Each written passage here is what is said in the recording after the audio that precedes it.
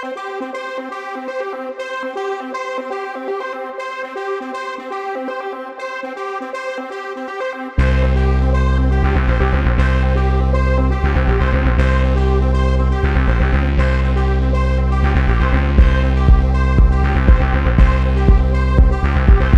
les cheveux, non, je n'irai pas jusque-là, parce qu'on a quand même dans l'ensemble bien maîtrisé ce match. Donc oui, c'est sûr que c'est une belle victoire parce qu'on l'a voulu pour fêter la DR d'Olivier, donc c'était important. On restait sur deux revers consécutifs où on n'avait pas montré l'état d'esprit et le caractère qu'il fallait pour une équipe qui voulait jouer le haut du tableau. Donc là, voilà, c'est un match d'ensemble bien maîtrisé. Il aurait fallu aller mettre ce deuxième but qui nous aurait permis de tout simplement se mettre à l'abri. Mais voilà, on joue une équipe aussi qui joue son maintien. Donc il n'y a aucun match simple. Donc voilà, c'est une belle victoire pour fêter la DR d'Olivier. Est-ce qu'il y a des enseignements à tirer de ce match en vue de la prochaine saison, même s'il n'y avait pas beaucoup de jeunes? Pas beaucoup de jeunes. Le problème, c'est qu'aujourd'hui on a pas mal de blessés, pas mal de suspendus, des garçons qui vont être amenés à jouer avec la réserve pour aller sauver l'équipe réserve sur les deux derniers matchs. Donc on joue avec des garçons qui sont usés, fatigués. Donc des enseignements, pas vraiment. Voilà, nous on a pour ambition de construire autour de cette équipe-là. Donc c'est ce qu'on s'attache à faire. Donc voilà, on finit la saison difficilement. Les garçons sont fatigués. Il est temps qu'elle se termine parce qu'on a pas mal de pépins. Donc voilà, maintenant on est dans la construction, on est déjà dans la projection sur la saison prochaine, c'est ça le plus important pour nous. Dernier match à Saint-Maur. Ouais. On va y aller dans quel état d'esprit? Ouais, c'est la meilleure équipe sur la deuxième partie. Donc on a une équipe qui fait une deuxième partie de saison impressionnante, qui surfe sur une super dynamique avec des joueurs intéressants. On avait fait un très très bon premier match ici, mais on avait vu que c'était une équipe de qualité. Donc on va là-bas tout simplement avec l'envie de faire un bon match, de voir s'il y a la possibilité de gagner, puis d'essayer de terminer à la meilleure place possible. Mais voilà, la place sera donnée surtout à nos jeunes parce que c'est important. Bon, tu es en train de construire l'effectif pour la saison prochaine, hein. C'est l'heure des entretiens. Olivier Robin laissant la place, j'imagine que tu comptes sur Jérôme Idir.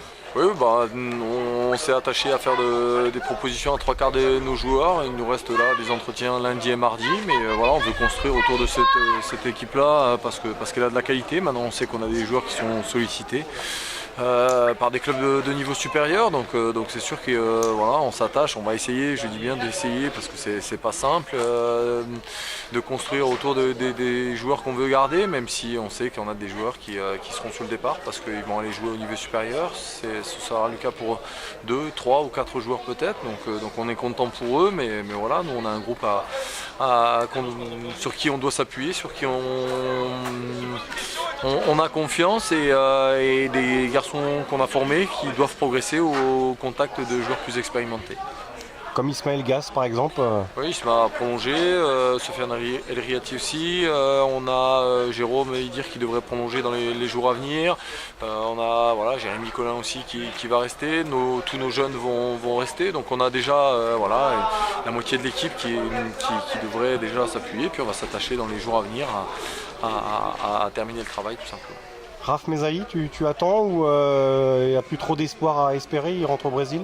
Rafa, on a des clubs de niveau supérieur qui l'ont contacté, donc Rafa c'est quelqu'un que je connais depuis 5 ans, que j'ai fait venir ici, c'est un garçon sur qui on tient, qu'on aimerait garder. Maintenant il va rentrer lui déjà pour profiter de sa famille au Brésil, et puis après il sait très bien qu'ici les portes sont grandes ouvertes pour la saison prochaine. Maintenant lui espère pouvoir jouer au niveau supérieur, donc on verra si d'aventure il y a une possibilité pour le garder, mais c'est sûr que pour Rafa ça se complique, c'est sûr, même s'il est attaché à ce groupe là et qu'il sait très bien que nous on est prêt à l'accueillir si d'aventure il n'a pas de proposition. Enfin, quels sont les joueurs qui sont officiellement partants, à qui vous ne proposez rien? Non, pour l'instant on ne leur a pas dit encore, donc on ne peut pas le dire maintenant parce qu'ils n'ont pas été reçus encore.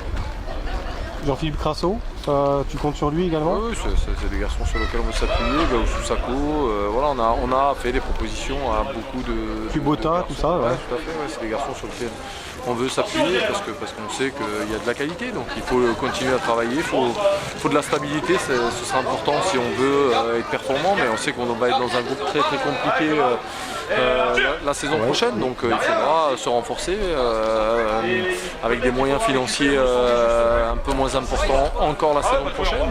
Donc voilà, il faudra qu'on soit bon, intelligent dans notre recrutement.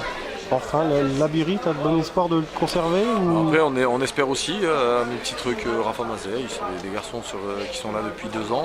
Voilà, les portes sont grandes ouvertes. Les propositions ont été faites à Rafa et à Momo. Maintenant, c'est des garçons qui sont en contact avec le niveau supérieur. Donc voilà, après on verra. Est-ce que ça se fera pas. Le marché est plutôt compliqué. Donc voilà, c'est des garçons qu'on souhaite garder, mais on sait très bien qu'on n'est pas seul sur le dossier.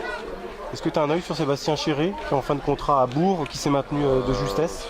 C'est quelqu'un qu'on accueille à bras ouverts, bien entendu, qui est d'ici. Si l'aventure il souhaite rentrer dans la région, bien entendu, c'est des profils qui sont plus qu'intéressants pour nous. Maintenant, Sébastien a encore de belles années devant lui, donc on espère qu'il va pouvoir continuer ou en Ligue 2 ou en national, parce que c'est un garçon intelligent, c'est un garçon de qualité et un joueur de qualité. Donc voilà, maintenant, bien entendu, on est prêt à l'accueillir.